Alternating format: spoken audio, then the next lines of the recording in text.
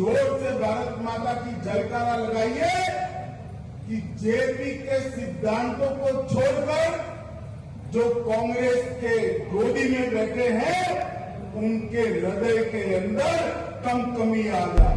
के लिए क्रांति के रास्ते पर भी लड़े, आजादी के लिए गांधी के बताए मार्ग पर भी लड़े। आजादी के बाद जब सत्ता लेने का समय आया, एक सन्यासी की भांति विनोबा भावे के साथ सर्वोदय की गतिविधि के अंदर वो जुड़ गए। तो आज मैं बिहार की जनता को पूछने चाहता हूं, जो जेपी का नाम लेकर जेपी आंदोलन से उपजे नेता आज कांग्रेस के गोदी में बैठे हैं केवल और केवल सत्ता के लिए, उसके साथ आप सहमत है क्या? मेरे साथ बोलिए, भारत माता की। अरे भाई क्या हो गया आप लोगों की आवाज? बलिया वाले भी आए हैं ना, यहाँ बिहार वाले भी है ना? ऐसी आवाज नहीं चलेगी। मेरे साथ दोनों हाथ उठाकर मुट्ठी भींचकर इतनी जोर से भारत माता की जयकारा लगाइए कि जेपी के सिद्धांतों को छोड़कर जो कांग्रेस के गोदी में बैठे हैं उनके हृदय के अंदर कमी आ जाए। मेरे साथ दोनों हाथ उठाइए, उठाइए दोनों हाथ, मुट्ठी भींचिए और प्रचंड आवाज से बोलिए, भारत माता की, भारत माता की। मंच पर उपस्थित उत्तर प्रदेश के यशस्वी मुख्यमंत्री श्रीमान योगी आदित्यनाथ जी, आज जिनके निमंत्रण पर मैं यहां आया हूं, जयप्रभा राष्ट्रीय स्मारक के अध्यक्ष और सांसद श्रीमान वीरेंद्र मस्त जी, हमारे बिहार प्रदेश के अध्यक्ष श्री संजय जायसवाल जी, केंद्रीय गृह राज्य मंत्री नित्यानंद राय जी, श्रीमान अश्विनी चौबे जी, भाजपा के राष्ट्रीय उपाध्यक्ष राधा मोहन बाबू, यहाँ के सांसद और मेरे मित्र श्री राजीव प्रताप रूडी जी, बिहार के वरिष्ठ नेता और सांसद सुशील मोदी जी, जनार्दन सिंह जी, नीरज शेखर जी, प्रतिपक्ष के नेता विनय कुमार जी, हरीश त्रिवेदी जी, उपस्थित सभी उत्तर प्रदेश सरकार के मंत्रीगण और आज जेपी की जन्मभूमि पर इतनी बड़ी संख्या में आए हुए मेरे प्यारे भाइयों बहनों को मेरा प्यार नमस्कार। मित्रों, जयप्रकाश जी पूरा हो रहा है और जेपी की जन्म जयंती के दिन ही पूरा हो रहा है। मित्रों, सरयू और गंगा के मिलन स्थान पर, बिहार और यूपी के मिलन स्थान पर, यही भूमि पर जयप्रकाश जी जन्मे थे। जयप्रकाश जी का जीवन अनेक मानों में विशिष्ट प्रकार का रहा। आजादी के लिए क्रांति के रास्ते पर भी लड़े, आजादी के लिए गांधी के बताए मार्ग पर भी लड़े।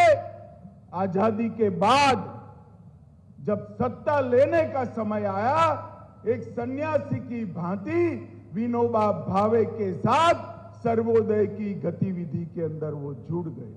और मित्रों, पूरा जीवन देश भर के भूमिहीनों के लिए, गरीबों के लिए, दलितों के लिए, पिछड़ों के लिए उन्होंने गुजारा।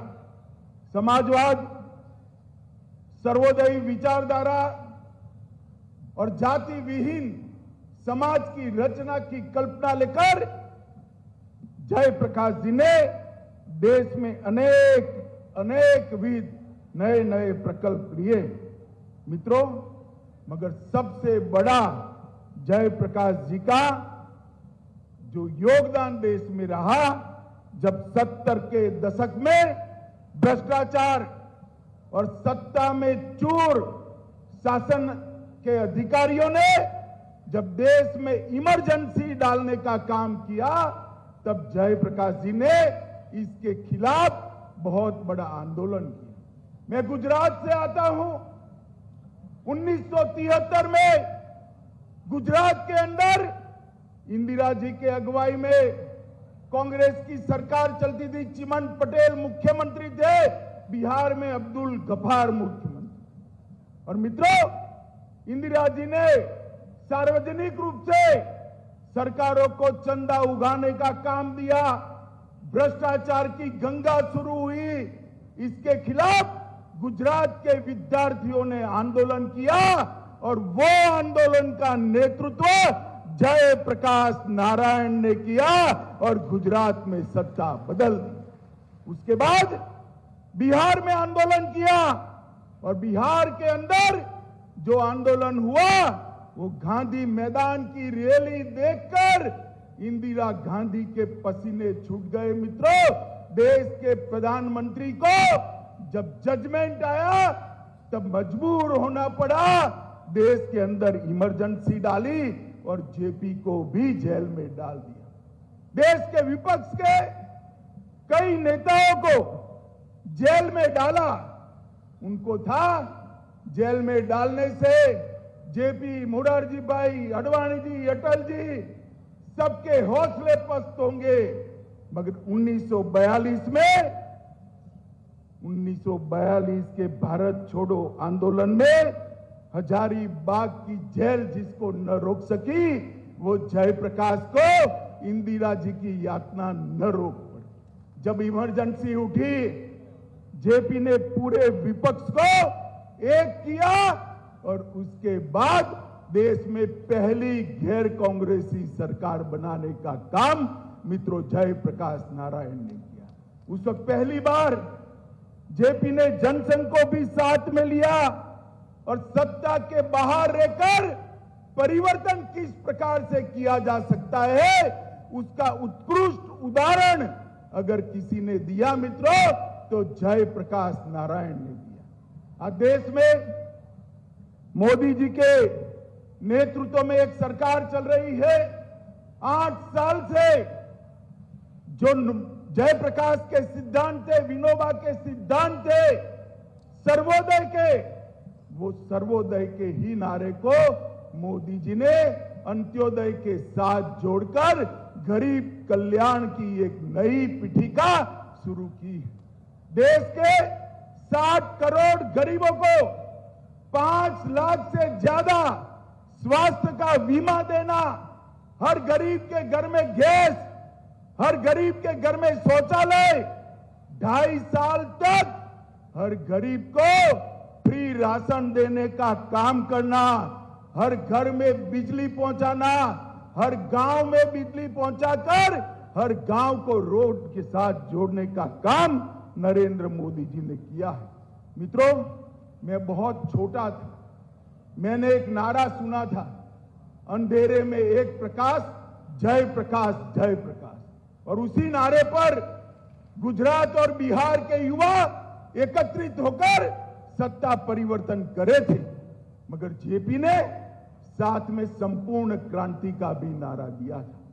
संपूर्ण क्रांति के नारे को किसी भी कांग्रेसी ने सफल बनाने का यत्न नहीं किया। संपूर्ण क्रांति के नारे को सफल बनाने का काम देश के प्रधानमंत्री नरेंद्र मोदी जी ने किया है। मित्रों, नरेंद्र मोदी जी ने किया। आज देश भर के 60 करोड़ गरीबों को उनके जीवन स्तर को ऊपर लाकर उनके लिए रोजगारी के मौके सृजित कर उनके जीवन में उनके घर से धुआं निकालकर घर में उजियारा करने का काम नरेंद्र मोदी जी ने किया है। मित्रों, 74 में जब जयप्रकाश जी ने बिहार में आंदोलन किया, अराजनीतिक आंदोलन, सारी विचारधारा के छात्र जेपी की अगुवाई में इकट्ठा हुए थे। सुशील जी यहां बैठे हैं, सुशील जी भी उसी आंदोलन की प्रोडक्ट है, मगर उस आंदोलन की और कई लोग हैं जो पूरा जीवन जेपी का और लोहिया जी का नाम दिए। मित्रों, आज मैं बिहार की जनता को पूछने चाहता हूं, जो जेपी का नाम लेकर जेपी आंदोलन से उपजे नेता आज कांग्रेस के गोदी में बैठे हैं केवल और केवल सत्ता के लिए, उसके साथ आप सहमत है क्या? जरा जोर से बोलिए, सहमत है क्या? ये जयप्रकाश के सिद्धांतों की राजनीति है, ये जयप्रकाश का बताया हुआ मार्ग नहीं। जयप्रकाश जी ने जीवन भर सत्ता के लिए कुछ नहीं किया, पूरा जीवन सिद्धांत के लिए। और आज 5-5 बार सत्ता के लिए पाला बदलने वाले लोग बिहार के मुख्यमंत्री बनकर बैठे हैं। बिहार की जनता को तय करना है कि जयप्रकाश के दिखाए हुए रास्ते पर चलने वाली, नरेंद्र मोदी के नेतृत्व वाली भारतीय जनता पार्टी चाहिए या जयप्रकाश के रास्ते से भटककर सत्ता के लिए समाधान करने वाली ये गठजोड़ की सरकार चाहिए। मित्रों, आने वाले दिनों में जेपी के सिद्धांतों के कई लोग, अनुयायी युवा पैदा हो, इसके लिए स्मारक बनाने का विचार नरेंद्र मोदी जी ने दिया था।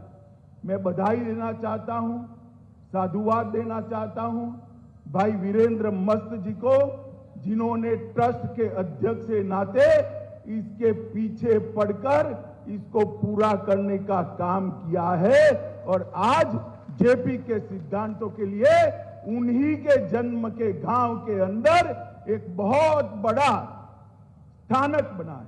यहां पर रिसर्च सेंटर भी बनने वाला है, यहां पर फैकल्टी की रहने की सुविधाएं भी बनने वाली है, यहां पर विद्यार्थियों की रिसर्च की सुविधा भी रहने की बनने वाली है। और जेपी का सिद्धांत, ग्रामीण विकास का सिद्धांत, ये सिद्धांत को कैसे आगे बढ़ाया जाए, इसका हमेशा के लिए ये बहुत बड़ा स्थान बनने वाला है।